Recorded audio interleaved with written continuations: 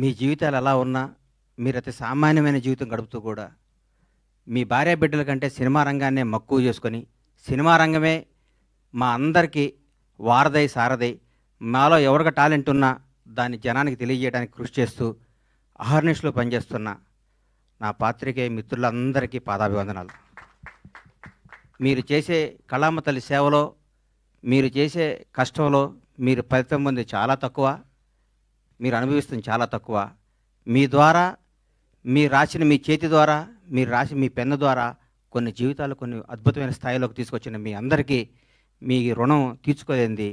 మీ అందరినీ ప్రతి ఒక్క తెలుగు ఇండస్ట్రీలో ఉన్న ప్రతి ఒక్క టెక్నీషియన్ కానీ ఆర్టిస్ట్ కానీ ప్రతి ఒక్క నిర్మాత కానీ మిమ్మల్ని హృదయాల్లో పెట్టుకొని చూసుకోవాలి. ఎందుకంటే మిమ్మల్ని ప్రేమించడం తప్ప మీకు మేమిచ్చి కొనలేము, మీ అభిమానాన్ని మేము పొందలేము, మీ ఆశీస్సులు తప్ప. మీ అందరికీ ఫస్ట్ ఉదయపూర్వక ధన్యవాదాలు తెలియజేస్తున్నాను. ఎందుకంటే దాదాపు 7 సంవత్సరాల తర్వాత సినిమా రంగం మీడియా ద్వారా రావడం జరిగింది. మీడియా రంగంలో నాకు ఎంతో సన్నిహితులు.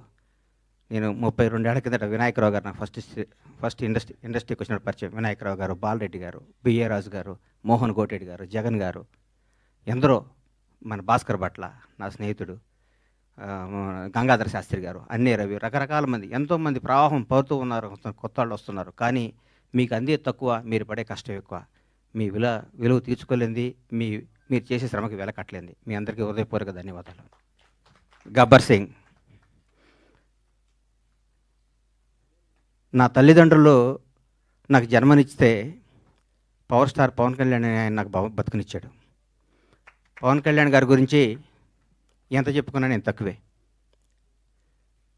నేను ఆర్థికంగా ఎంత స్థాయికి వెళ్ళినా కానీ పవన్ కళ్యాణ్ లేకపోతే నాకు ఈ క్రేజు ఈ పేరు ఉండేది కాదు.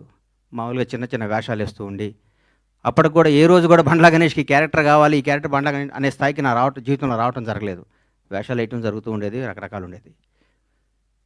ఒకనొక టైంలో అప్పుడు అసిస్టెంట్గా ఉన్న మా blockbuster director Harish Shankar గారు కూడా నాకు ఒక చింతకాయల రవి అనే సినిమాలో నన్ను రికమెండ్ చేసి అమెరికా పంపించారు. అప్పటి నుంచి మా సన్నిహిత సంబంధాలు మాకుండే. నన్ను నిర్మాతం చేశారు పవన్ కళ్యాణ్ గారు. ఒకరోజు పిలిచి ఎందుకో అన్నాడు, కానీ నువ్వు సినిమాలు చేస్తావు, నేను నిర్మాత చేస్తాను. నేను షాక్ అయ్యి, నేను నమ్మలేదు. నన్ను నేను నమ్ముకోలేని పరిస్థితిలో కూడా నన్ను నిర్మాత చేస్తే చాలామంది ఆయన అభివృద్ధి కోరుకుని ఆయన సన్నిహితులు కూడా నువ్వేంటే గణేష్ సినిమా చేయటం అంటే కూడా నేను మాట ఇచ్చాను, మాట తప్పను అని నన్ను నిర్మాతం చేసిన పవన్ కళ్యాణ్ గారికి ఈ సందర్భంగా ఇంకొకసారి పాదాభివందనాలు తెలియజేసుకుంటున్నాను. గబ్బర్ సింగ్ ఒక చరిత్ర. ఈరోజు మార్నింగ్ ఎక్కడో వాకింగ్ చేసి బయటకు వస్తుంటే, ఏందన్నా గబ్బర్ సింగ్ రిలీజు అంటున్నావు, టీవీలో వస్తుంది, గొడవ ఉంది, రెండో రిలీజ్కి ఎంత క్రేజ్ అయిందా అని అడిగాడు ఒక ఆయన. నేనన్నా, హిందువులకి భగవద్గీత, ముస్లింలకి ఖురాన్, క్రైస్తవులకి బైబిల్ ఎంత పవిత్రమైందో పవన్ కళ్యాణ్ అభిమానులకు కూడా గబ్బర్ సింగ్ ఎంత పవిత్రమైందిరా బాబు, అది అప్పుడు చిరస్థాయిగా గుండెల్లో ఉండిపోయేది అని చెప్పాను. దాని గురించి మనం ఏం చేయలేం. ఈ సినిమా అణువణువున ఏ బ్రహ్మ ముహూర్తాన భగవంతుడు ఈ ముహూర్తాన్ని క్లాప్ కొట్టించాడో కానీ ఏ బ్రహ్మ ముహూర్తం హరీష్ శంకర్ గురించి చెప్పాలి. హరీష్ శంకర్ అనేవాడు జీవితంలో కోపానికి పగకి తేడా ఉంటుంది. కోప్పడేవాడు ఎవడో హానికరదు. కోపం అనేది నీడపాము లాంటిది, అది కరిచిన ప్రమాదం లేదు. పగ అనేది నాగుపాము లాంటిది, కరిస్తే చచ్చిపోతాం. మేమందరం కోప్పడే బ్యాచ్ అది. మేము ఏదన్నా గబగబ మాట్లాడుతుంటాం కానీ మేము ఏది మనసులో పెట్టుకోం. మాకు ఆ క్షణం నా పని అయిపోవాలి, ఆ క్షణం అది అయిపోవాలి. అంతేగాని మాకు కోపమో మాకు ఈగోనో మాకు మాట్లాడటం రాదని మీరు అనుకోవద్దు.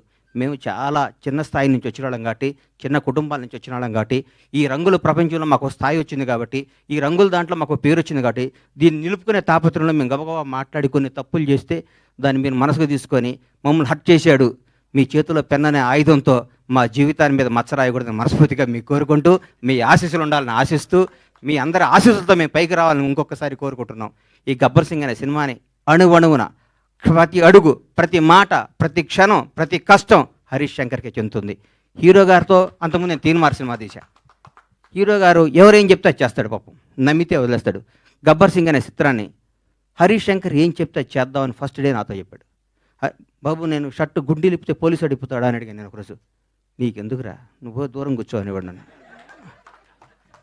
ఆయన ప్రతి ఒక్కటి అంత గొప్ప సినిమా. 12 సంవత్సరాల కెరీర్లో ఆ ప్రయాణంలో ఒక్కొక్కళ్ళు మల్లెపూలు ఇస్తే కొంత తల్లో పెట్టుకుంటే కొంత ఎక్కడో పెట్టుకుంటారు. హరీష్ శంకర్ని వాడుకునేవాడికి తెలుస్తుంది హరీష్ శంకర్ పవర్ ఏంటో. వాడుకునేవాడు ఎక్కడో పెట్టుకుంటే మనం ఏం చేస్తాం దానికి. ఇప్పుడు మల్లెపూలు ఉంటాయి, కొందరు తల్లో పెట్టుకుంటారు, కొందరు దేవుడి దగ్గర పెడతారు, కొందరు ఇంకెక్కడో పెడతారు. మా హరీష్ శంకర్ అనే ఒక డైమండ్ని ఎక్కడో పెడుతున్నారు. హరీష్ శంకర్ అనేవాడు నాకు వస్తే హరీష్ శంకర్ అనేవాడు ఎక్కడితే ఆ పువ్వు అనేవాడిని ఎట్లా నేను చూపిస్తాను. నేను హరీష్ శంకర్ అనేవాడిని అద్భుతంగా ఒక సీసాలో అద్భుతమైన సీసాలో సారా పోతే సారా సీసా అవుద్ది, పాలు పోతే పాలు సీసా, అమృతంతో అమృతం సీసా అవుద్ది. హరీష్ శంకర్ అనేవాడు సీసాలు అంటాడు. ఆ సీసాలో అద్భుతమైన సినిమా కథ చేసుకుంటే హరీష్ శంకర్ తెలుగు ఇండస్ట్రీలో రాబోయే 25 ఏళ్ళు డైరెక్టర్గా నంబర్ 1గా ఉంటాడు. నాకు తెలుసు హరీష్ శంకర్ అంటే ఏంటో, నాకు తెలుసు. పవన్ కళ్యాణ్ గారి గురించి ఏం చెప్పమంటారు, ఎందుకు చెప్పమంటారు, ఎన్నేం చెప్పమంటారు. ఒక గొప్ప మానవత్వం గల వ్యక్తి, ఒక నిజాయితీ గల నిబద్ధత గల వ్యక్తి, నీతివంతుడు. తన కోసమే కాదు, తన బిడ్డల కోసమే కాదు, తన బిడ్డల కోసం, తన కుటుంబం కోసం అంటే సంవత్సరానికి ఒక సినిమా చేసుకుంటూ ఎవరిని కలపకుండా 6 నెలలు ఇక్కడ, 6 నెలలు ఫారిన్లో, 6 నెలలు జనాన్ని కనపడకుండా నెలకు 10 రోజులు షూటింగ్ చేసుకుంటూ సంవత్సరానికి భారతదేశంలో ఏ నటుడు పొందనంత అత్యధిక రెమ్యునేషన్ పొంది కూడా హాయిగా బతకగల కెపాసిటీ ఉన్న పవన్ కళ్యాణ్ ఈరోజు జనం కోసం కుటుంబాన్ని వదిలేసి, పిల్లల్ని వదిలేసి, తన సుఖాలను వదిలేసి, అన్నీ వదిలేసి అహర్నిశలు పోరాడి 10 సంవత్సరాలు, దాదాపు 10 సంవత్సరాల పాటు, 10-12 సంవత్సరాల పాటు ప్రజల కోసం పోరాడి ఈరోజు ఒక స్థాయిలో ఉన్నారు. నేను పూర్తి స్థాయిలో ఉన్నాను నేను చెప్పను, ఎందుకంటే నేను ఆయన ఎక్కడో ఊహించుకున్నాను. అది అవుద్ది, ఆయన రోజు నేను మాట్లాడతా. పవన్ కళ్యాణ్ ఒక నిబద్ధత గల వ్యక్తి, నిజాయితీగా బతికే మనిషి, నీతిగా బతికే మనిషి. నన్ను ఒక ఆయన, అరే హీరో పవన్ కళ్యాణ్ గారు ముఖ్యమంత్రి అయ్యారు కదా, ఒక చిన్న పని చెప్తా ఉన్నాడు. నేను పైనుంచి కింద చూశాను, నన్ను కొడతాడు నాయన, మన కొందరిని దూరం నుంచి చూడాలి, కొంత దగ్గరికి వెళ్తాను ట్రై చేయకూడదు, మనకు అనవసరం అవన్నీ, ఆయన ఎప్పుడు పిలిస్తే వెళ్తాను వదిలేయని చెప్పాను. అట్లాంటి పవన్ కళ్యాణ్ గారితో గబ్బర్ సింగ్ లాంటి సినిమా తీయటం, దాన్ని రిలీజ్ చేయాలని 1 year బ్యాక్ నేను, నా మిత్రుడు మర్చిపోయాను. ఈ గబ్బర్ సింగ్ అనే సినిమాని ఎట్లా రిలీజ్ చేయాలంటే దీన్ని హీరో గారిని నాకంటే ఎక్కువ ప్రేమించేవాడు ఎవరున్నారు, ప్రేమించి ఈ సినిమా రిలీజ్ చేయాలి, ప్రేమించి ఈ సినిమా డైరెక్ట్ చేశాడు హరీష్ శంకర్, ప్రేమించి ఈ సినిమా తీశాను నేను, ప్రేమించి అద్భుతంగా మ్యూజిక్ చేశాడు దేవిశ్రీ ప్రసాద్. ప్రతి ఒక్కళ్ళు, రమేష్ రెడ్డి గారు కానీ, సతీష్ కానీ, ఆ కోడైరెక్టర్లు కానీ, మా బాబీ కానీ, రామారావు గారు కానీ, ప్రతి ఒక్కళ్ళు ఈ సినిమాకి, మా విజయ్ కానీ డైరెక్టర్ అయ్యాడు విజయ్ కానీ, ఒక్కళ్ళు కాదు, మా హనుమంతరావు గారు కానీ, మా సుబ్రహ్మణ్యం కానీ, మా అయ్యప్ప కానీ, మా ప్రొడక్షన్ కానీ, మా టీం, మా శ్రీనివాస్ గారు కానీ, ప్రతి ఒక్కళ్ళు ఈ సినిమా ఇది కొట్టాలి సార్, ఇది కొట్టాలి, ఇది పండగ. ప్రతిరోజు మా ఇంట్లో ప్రతి షూటింగ్ అంటే పండగ జరిగే షూటింగ్. ఈ షూటింగ్లో హీరో గారు గుర్రం నుంచి పడబోయాడు. ఇక్కడ మన అది ఎవరన్నది గుజరాత్లో. షాక్ అయిపోయాను నేను, కింద పడితే ప్రాణం పోయేది. ఆ రోజు పవన్ కళ్యాణ్ గారికి ప్రాణం పోయేది. మాకు తెలియదు ఆ గుర్రం మా మాట ఏంటదని. డైరెక్టర్ ఉన్నాడు, నేనున్నాను, గుండె ఆగిపోయింది.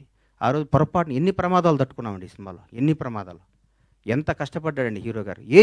డైరెక్టర్ ఏం చెప్తే చేయమన్నాడు, ఏం చెప్తే చేశాడు.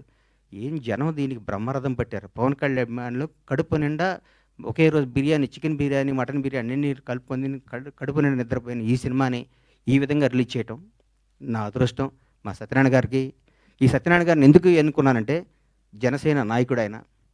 పవన్ కళ్యాణ్ గారిని నాకంటే ఎక్కువ అభిమానించేవాడు, పవన్ కళ్యాణ్ గారిని నాకంటే ఎక్కువ ఉన్నత స్థాయిలో చూడడానికి గొడవ కూడా చేసేవాడు. అట్లాంటి ఆయన చేతిలో ఈ సినిమా పెడితే అద్భుతంగా ఉంటుంది. ఈ సినిమాని ప్రతి ఒక్కరూ ఈరోజు రిలీజ్ అయిందనే విధంగా చూసే విధంగా ఈరోజు ఇంత క్రేజ్ రావటం అంటే, గబ్బర్ సింగ్ రిలీజ్ అప్పుడు ఎన్ని ఫోన్లు వచ్చినా అన్ని ఫోన్లు వస్తాయి, నాకు టికెట్లు అని. నేను థియేటర్లకు ఫోన్ చేసిన టికెట్లు, సార్ ఇది సెకండ్ రిలీజ్ అని మేము ఆల్రెడీ అన్ని పెట్టేస్తే మొత్తం అయిపోయినాయి సార్, మాకే టికెట్లు లేవంటున్నారు వాళ్ళు. నేనేం చెప్పాలి, నాకు అర్థం కావట్లేదు. థియేటర్లు పెంచుతున్నాం, అద్భుతంగా చేస్తున్నాం. ఇది సినిమాని ఇంకొకళ్ళు రిలీజ్ చేయాలంటే కూడా గబ్బర్ సింగ్ అంత కలెక్షన్ రావాలని అనుకొని రిలీజ్ చేసే స్థాయిలో ఉంటుంది ఈ సినిమా రిలీజ్.